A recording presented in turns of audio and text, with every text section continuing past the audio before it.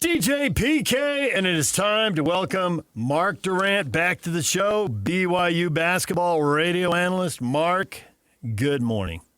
Hey, good morning, guys. Always a pleasure to talk to you two. Always a pleasure to have you on. That was quite a game. That was quite a scene. I am curious, as you process it all, put the headset down, drive home, what is the major takeaway? Yeah, I mean, it was a heck of a game, really. And I had high expectations coming in. BYU started well, had a stretch where they turned it over, and Arizona got going for a minute, opened up a lead. And I thought, well, you know, it's just not going to happen for BYU tonight. And that's okay. Arizona's really good, and try and get better from it. So I kind of consigned myself to a loss, and BYU got it going the last couple of minutes and somehow miraculously had a chance to win the game. And if they would have won that game, that would have been just an all-time comeback against the number one team in the country on your home floor. It just would have been amazing. And so that made it hurt a little bit more to get so close and then not win the game. But with all that said, I mean, BYU did not play great. You know, credit them for having a chance at the end and getting back into it. But my takeaway is that Arizona is really good. My takeaway is that BYU is really good as well, but has a little work to do to be able to win those games against the very best teams. But certainly BYU can compete against the very best teams in the country. And they need to get a little bit better to have a real hope in March. But I like this team. And you know, if AJ and Rob Wright had a little better game, you had some good help from BYU's bench, and Moo Davis had a good game, so that's a positive sign. But, yeah, it's hard to win against the best team in the country when your best players aren't quite at their best. And, you know, that happens, so you just kind of have got another great opportunity Saturday on the road at Fog Allen with a ranked Kansas team. So there's missed opportunities, but in this league, there's always more opportunities. So you just try and get better.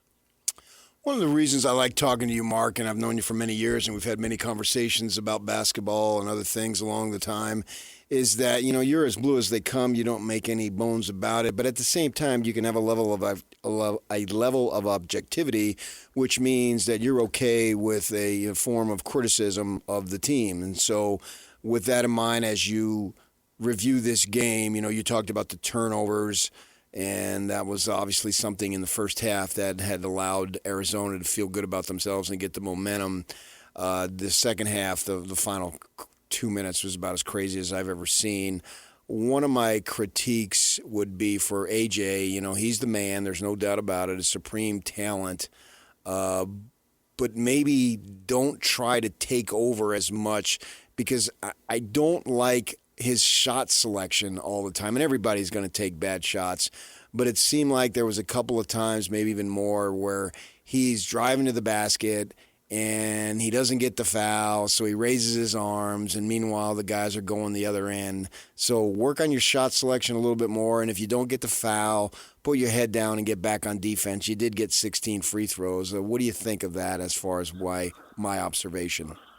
No, I mean, I think that's fair. I mean, AJ's in a tough spot where he's good enough to take over a game, but you know, he's super young. He's got to recognize when it might be more judicious and helpful for the team to get other people involved. But part of the problem is a problem that I never experienced was that usually he's really good at taking over games and hitting the tough shots, and has done it many times. Obviously did it the other night against Utah.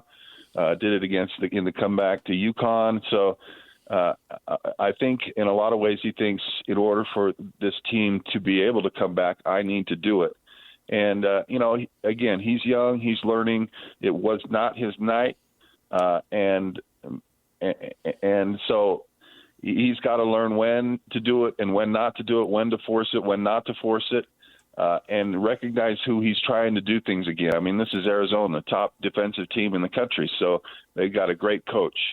They know, and that coach has coached you over the summer in for the USA team, and so they're going to have better ways and good ways of making life very difficult for you. So typically, though, AJ does that from time to time, but he doesn't do that all the time. I think actually he's very efficient. He's not a black hole when the ball comes to him for the most part, and it helps his teammates and cares about his teammates, and other guys get involved. But I think that's a valid criticism of last night, because his shot wasn't there. So to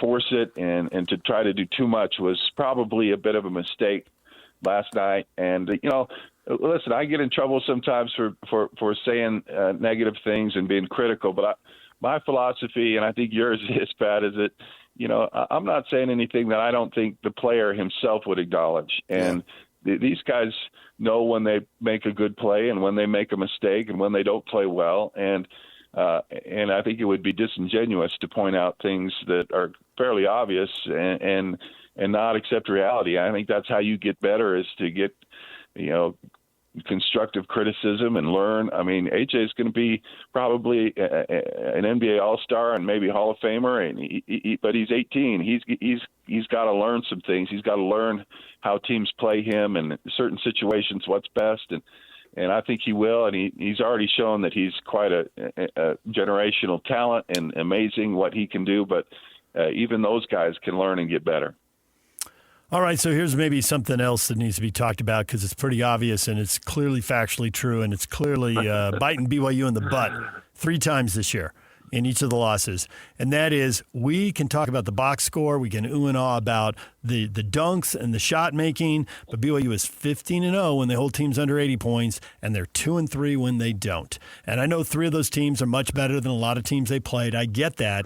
But, Mark, there was an era, and you played in it, and you broadcast games in it too, wasn't that long ago, where 70 points was the magic number. If you didn't score 70, you probably lost. If you defended and held the other team under 70, you probably won. There's more three-pointers now. The games maybe played a little higher tempo, so that number creeps up towards 80. But when you're facing a team with a ton of firepower, you've got to be able to inbound the basketball when there's no press and there's just one guy lurking. You can't commit 2 lane violations. If you hold Arizona under 80, you might win the game. It's 2-3. You can't give up 80 points. They got to fix that.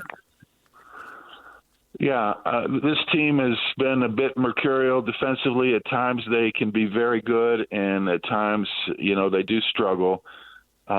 When we had Coach Young on our show after the game, his main complaint was the defense in the second half and some mistakes that they had made. And yeah, you're right though, on the just the little mistakes in a close game, you can't afford to have them. And that inbounds pass for the layup, or those lane violations. I mean, that's 4 points, and you lose a game by 3. I mean, you can do that with any game, really, though. You can kind of nitpick, but the reality is that's there, and maybe you foul too much. Arizona, makes 14 more free throws than BYU in that game.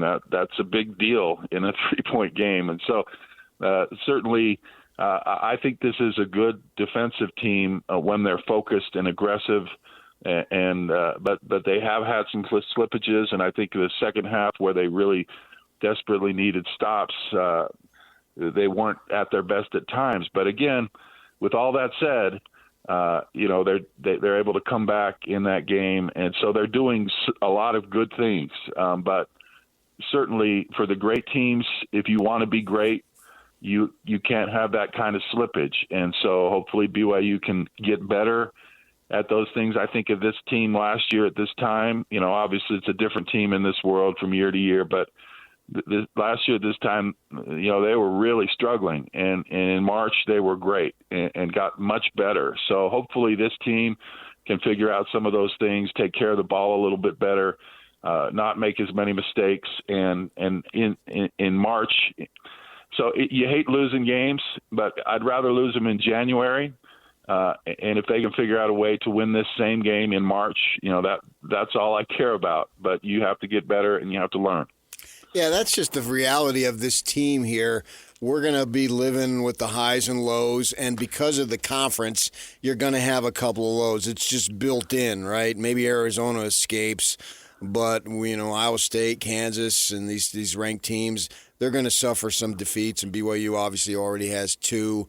But at the same time, once we get I was telling DJ earlier, once we get to that Saturday in March, which means I'm assuming they're going to win the first round game on the Thursday.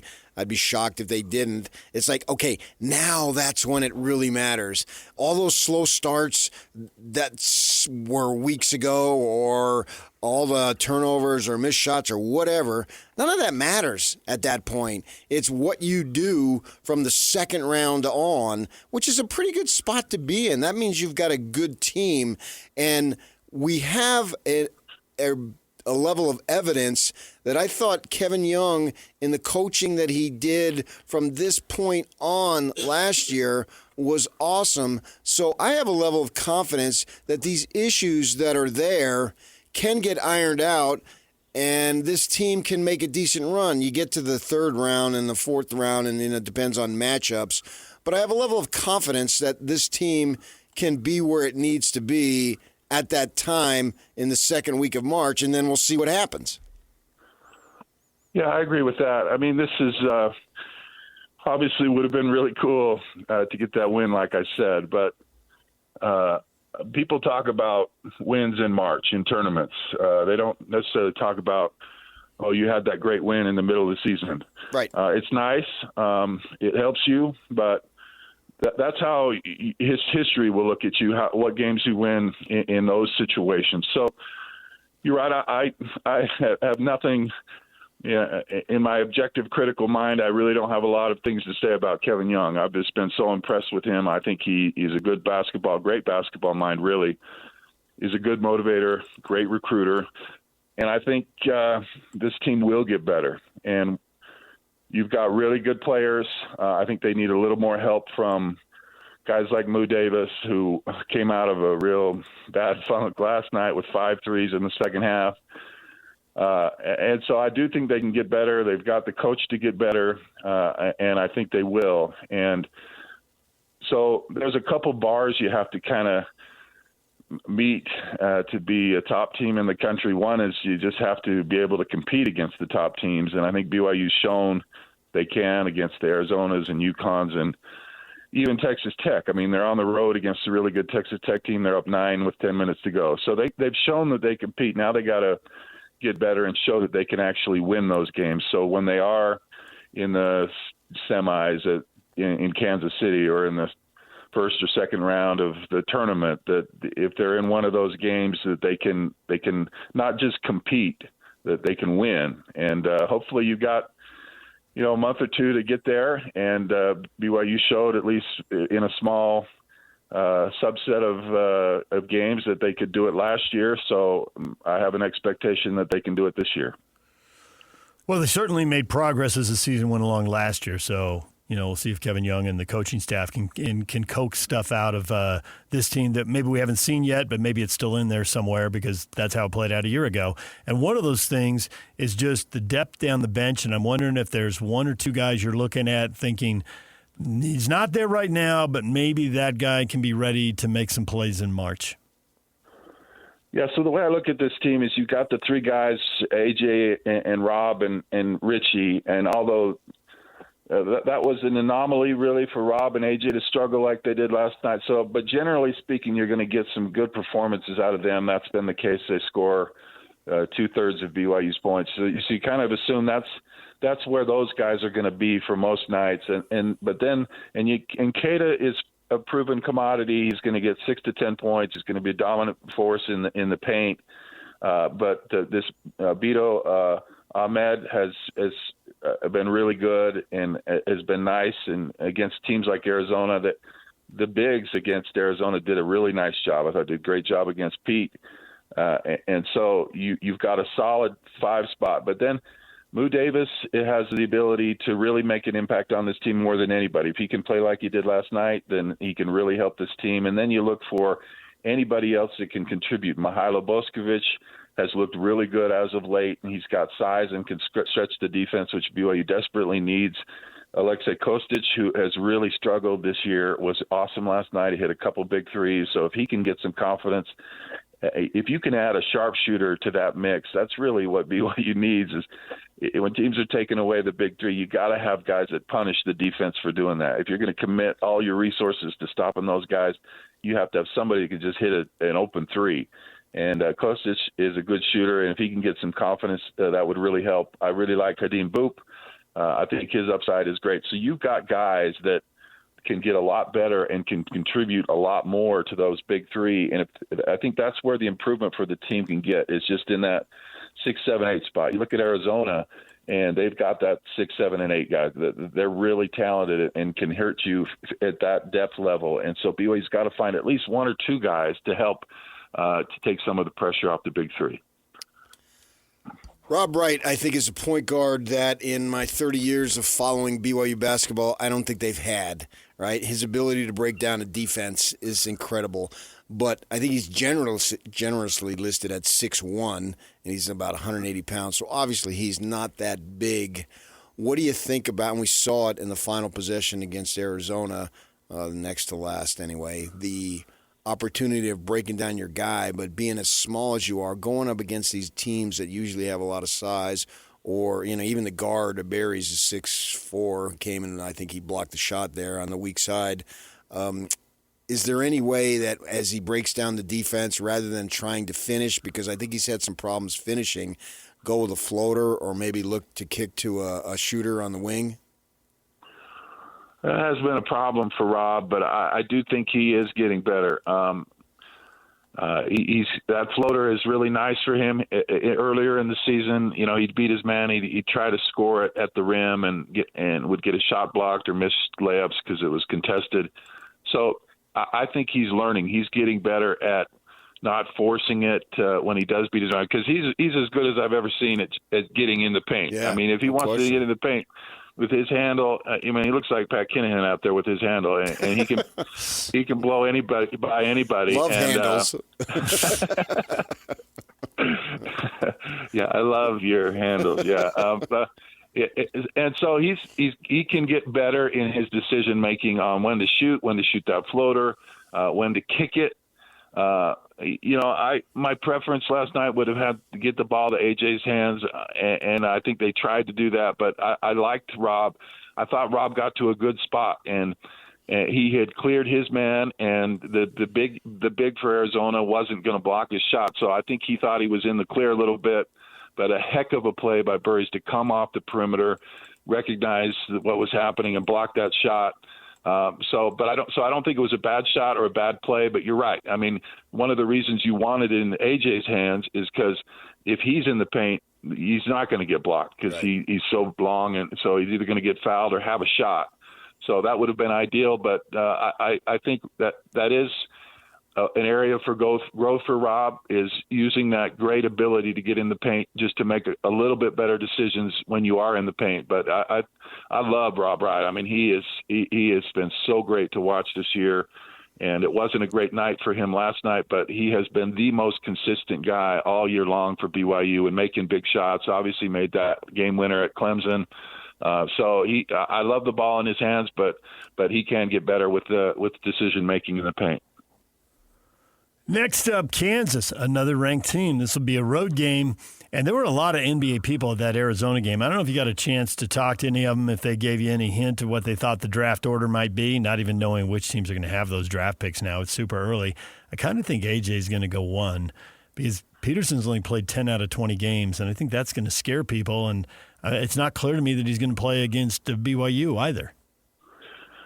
Yeah, I don't know. I think it's probably a frustrating thing for Coach Self to have that kind of weapon and not know when he can use it. But he's obviously very good, and I'm probably biased and have seen AJ so much I can't imagine not picking him. But because I think his size and athleticism and his ceiling is way high. So I hope he plays actually.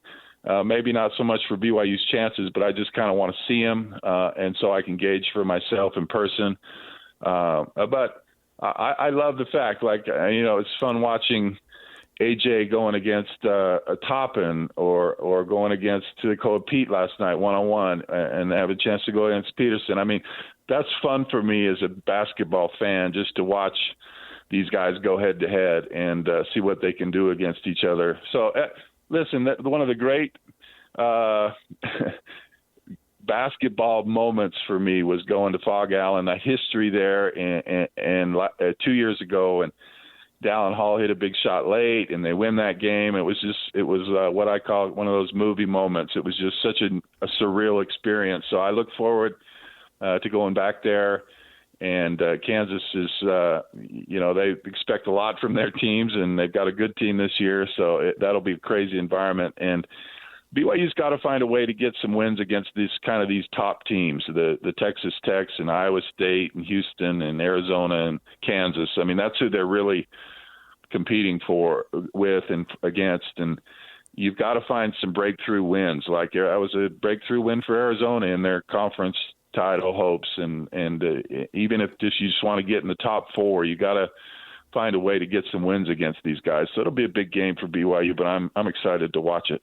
Isn't this whole thing of BYU basketball surreal for you? You go way back. You're a BYU basketball family, obviously, with your brother.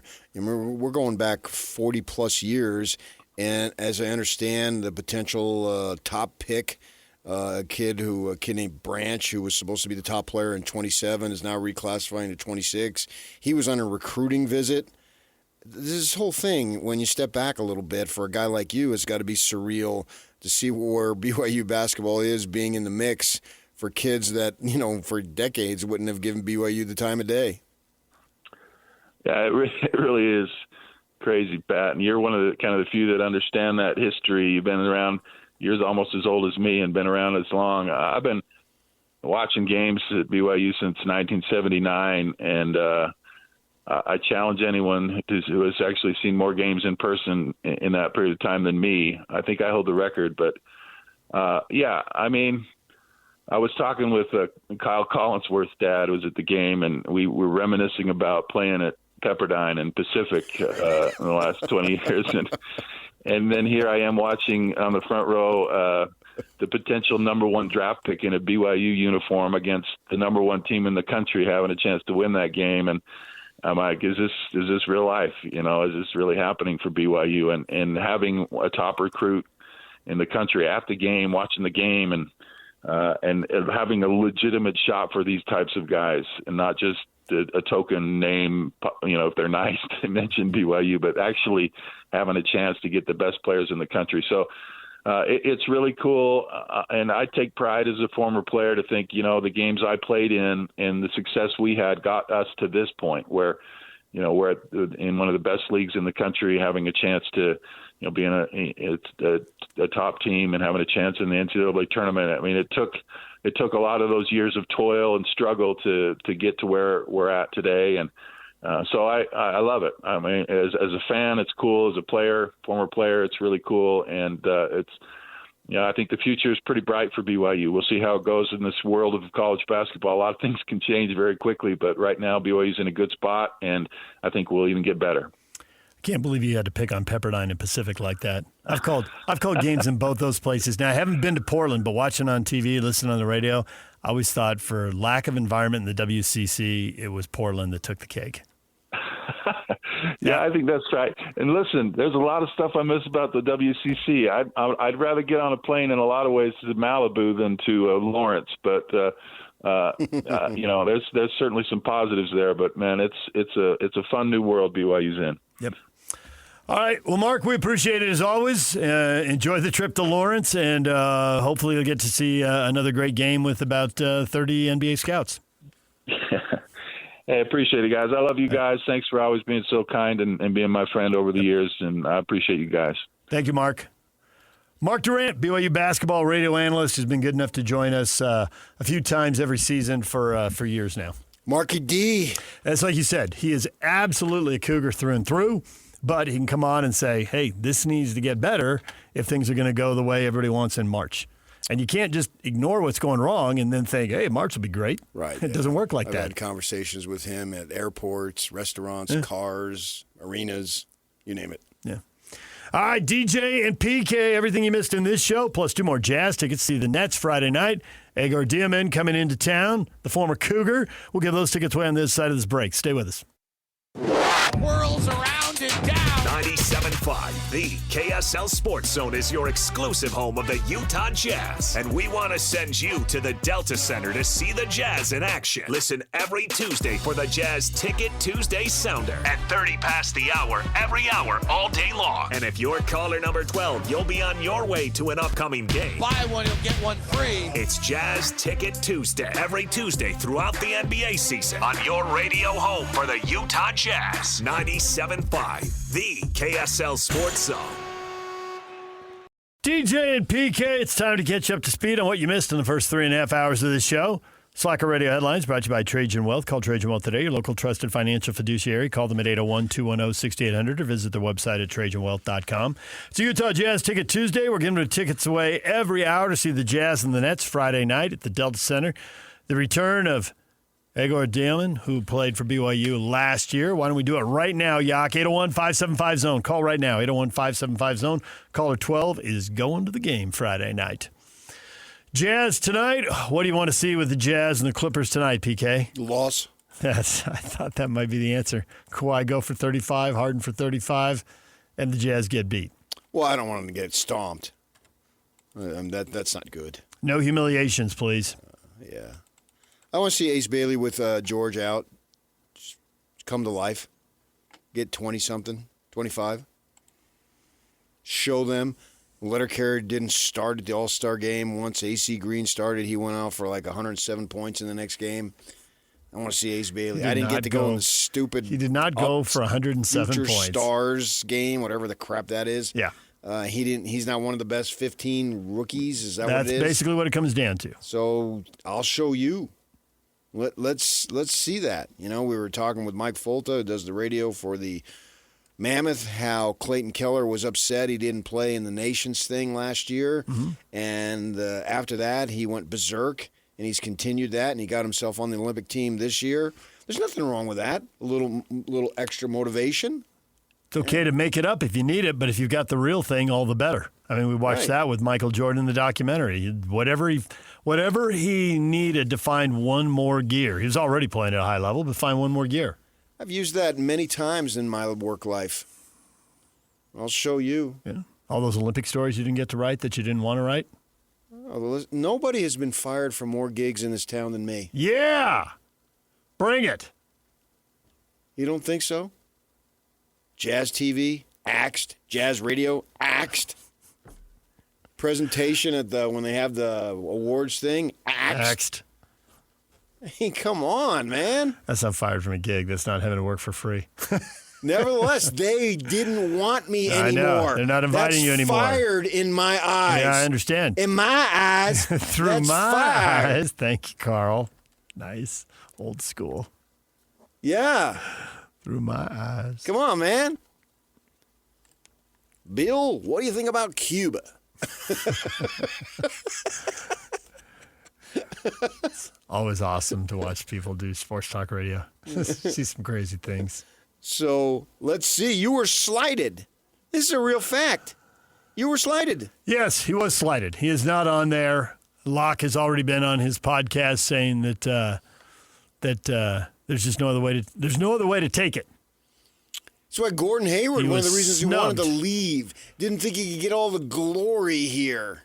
Win. You'll get tons of glory. But you're going to get it to the level of you want someplace else? Okay. SGA's getting plenty in Oklahoma City, but okay. Is he? I think he is. I think people talk about the guy all the time. That's not glory. That's not enough. He wants more. Where's all my national endorsements that I would get if I were in L.A. or New York? Right. Face of the league. Is anybody talking about SGA being face of the league? I would disagree with that completely. I think that's the classic example. Who is the face of the league now? That's still a LeBron. segment. Still LeBron, huh? Even though not even the best player on his own team anymore. I know. I mean, he's in his 40s. What do you expect? Shouldn't be. I know, right? And they traded for Luka, so it's not like we can't figure it out. I was wondering if you say the Joker's the face of the league, not that he's playing right now. No. In Denver? No. Giannis. You will no. Luka. Anybody in New York? Brunson? No. Small guy. Nobody really buys it. No. I mean, he's awesome, but to a level. The league is going through a transition period. You wonder, can a foreign-born player be the face of the league? I've just listed a lot of foreign-born players, But not Brunson. Are they? But SGA's Canadian. Yeah, close enough. Played college ball. No. I think if SGA was in New York, come on. Come on. You dropped into your Jersey accent for that. I am who I am. Say I've come never on. run from my roots. I embrace my roots. Say come on again. Come on. There you go. Nice. It's the way I always say it because that's the way they say it. I'm aware. I always go back. When I say come on, I never say come on. Yeah. I always say come on. After missing you for 3 days yesterday, it was actually almost exactly 24 hours ago, Yock said something about Arizona that I didn't think was tough enough, so I started yelling as if I were from Jersey. Yeah, Criticized him for his soft Southern California mentality. You can't. No, that's not who you are, man. Yeah, but it worked. We were missing you. We knew you'd be back. It's just a matter of time. That's my role. It didn't come across the same way, though. Right. It cracked you up, though. It can't. It made you laugh. Because you knew it was a parody. It was fake. It was a parody. It was fake. That's one of the things about you is you're fake. Thank you. Now Yock's happy again. I'm authentic. It's good to have you back. Authentic. On my tombstone, it would say he was authentic. Your tombstone's going to have so much stuff on it. We're not going to be able to read any of it. I need a magnifying glass. Only guy who squeezed in 20,000 words on his tombstone. Isn't it going to have this on it, though, also? PK, take it off, baby. Obviously. But I don't want my eternal rest. I don't want to be nude at that time. That sounds creepy. It's going to be an epitaph. It's just going to have statement after statement on it. It is. I'm telling you, 20,000 words on the tombstone. Well, you got to answer the demand. What was the demand, Yock? PK, take it off, baby. Yep, that was the demand. I look hot in leather. What can I say? Mm-hmm. Now, that was a singular conversation too. Blah, blah, blah, blah. Your randomness. Mike Folta was on the air, talked at length about the road trip and poolside, and you made him talk about the Speedo. That was horrible. He's a young guy. He can get away with it. He did. Mike, wherever you get your podcasts, hockey fans, gather around and listen to Mike Folta. And we had Mark Durrant on to talk about BYU basketball last night against Arizona. Dug a big 19-point hole. 2 of the 3 big guys shot the ball very poorly, low percentage, and they ended up losing by 1 point. But it isn't all about the shot making because it does come and go. I think it was by 3 points. It was 3 because they fouled and there were 2 free throws at the end. So there were mistakes made along the way that are easily fixable, and they need to fix them because here comes another ranked team. And what's their record against ranked teams right now, PK? 1-3, There it is. 0-2 in the conference. Mm-hmm. Probably not going to win the conference, but all that is irrelevant to what they do in March. And get back at it. And we saw last year they got knocked down, and then they rallied big time. And right now, people are doubting them. Are they really this super team? He brought in these 2 high-profile transfers, and Richie decides to come back for his last season. So, man, they're going to be top 5. Well, now, no. I mean, if they lose in Kansas, they're going to drop maybe to about 20th when you think about it. So they should have a chip on their shoulder. They've got 7 weeks to prove that they belong among the best. And let's see what they can do. It's a phenomenal conference, a lot of fun to be able to know, well, man, you're right back at it. Kansas on the road, well, that's a big win any way you spend. I don't care if Peterson plays or not. That's still a big win.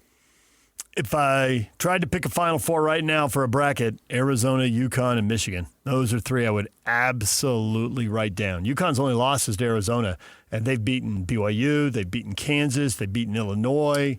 They played a lot of good teams. Yeah, right, and they got that too. So they're right there. Michigan's been awesome. We'll see when we get there. I know that's the goal, but you got to win in the Sweet 16. In my mind, Elite 8. UConn is the epicenter of college basketball. They're the big dog now, with Villanova having fallen off. And for a while, Villanova was. 8 trillion people in that area. They have plenty of people. You can just draw the best of the best. And they invest in football, Arizona and UConn. Basketball. Excuse me, they invest in basketball because they're no good at football. Yeah. So they're okay, but they got a little better, and then they lost their coach. We'll see if they can sustain it. All right, DJ and PK, it's 97.5, the KSL Sports Zone. Your feedback's next. Stay with us. PK, we got Jersey attitude in Pittsburgh. The Steelers hiring Mike McCarthy is getting blowback from the fans. Owner Art Rooney, who's taking the heat, fires back, quote, "None of that'll matter once we start playing games." Oh, that's a fact. Nice. Oh, it could matter more if you lose. Fred Williamson didn't sign off on that. The hammer. PK bumping into an 87-year-old NFL legend at a golf course. Good work. Yeah. Fred the Hammer Williamson. I should have asked him to take if I could have my picture taken with him. Oh, that would have been great. Yeah. I didn't think of it at the time. Raiders and Chiefs back in the day. He was outside his house chipping golf balls. My dad's era. Yes. And he talked about him. He thought that guy was awesome. And my wife was over by his house. It wasn't just a little bit of a pull. Mm-hmm. The backyard basically was the course. And she says to him, "Oh, you're not going to watch me, are you?" And he says, "Yeah, I got to learn something." Nice. Hey, 35 years ago today, Super Bowl. Remember this kick? Watch the referee. This is straight out of the BYU basketball game. Scott Norwood has the field goal to win, and he famously sends it wide right against the Giants.